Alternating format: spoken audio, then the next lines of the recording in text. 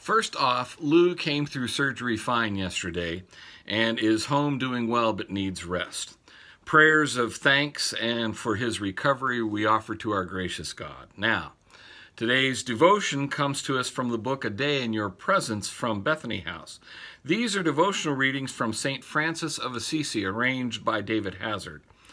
After I read this, I have a confession to make. But first, listen to this one line that Jesus says in the Sermon on the Mount from Matthew 5:44, and then what St. Francis has to teach about it. Jesus says, "But I say to you, love your enemies and pray for those who persecute you." Hear now St. Francis's comments. The person who wants to fulfill this command must learn the right way to love his enemy. Very simply, you must learn not to be upset over an injury because it is an offense to you. Rather, out of your love for God, train your thoughts on the harm that your enemy is doing to his own soul with each sin or offense he commits. Then it will become easier for you to show your love for the enemy by responding not out of anger, but in godly kindness. Nothing should upset the servant of God except sin. No matter how heinously another person may sin, if you allow yourself to become upset by the action, and not because in love you see how he is damaging his soul, then you are just as guilty. Beware storing up this kind of judgment against yourself, Romans 2:5. The servant of God who trains himself to live in this way, to become free from anger or upset at anything, lives and demonstrates a just life. He will become free from the oppression of trying to defend and protect anything as his own.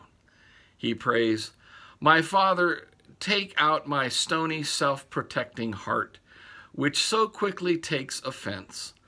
Let me love so much that I do not even see wrongs done to me. Let me feel only your grief for others when they fail." So says St. Francis.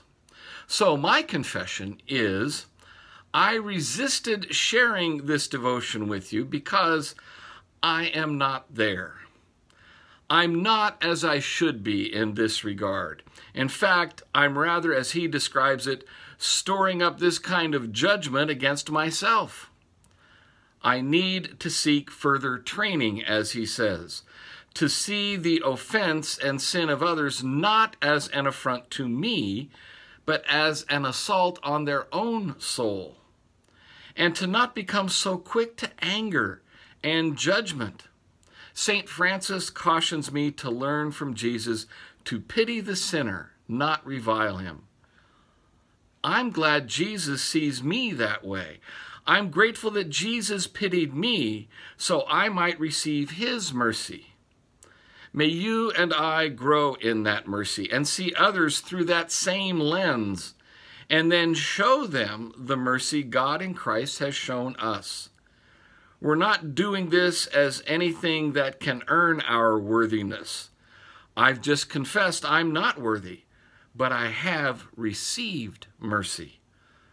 What good does that do if I fail to use it in service to others who, like me, need God's grace? I pray you and I would grow together in learning to truly love the sinner while not succumbing to the sin. God's peace be with us all. Goodbye.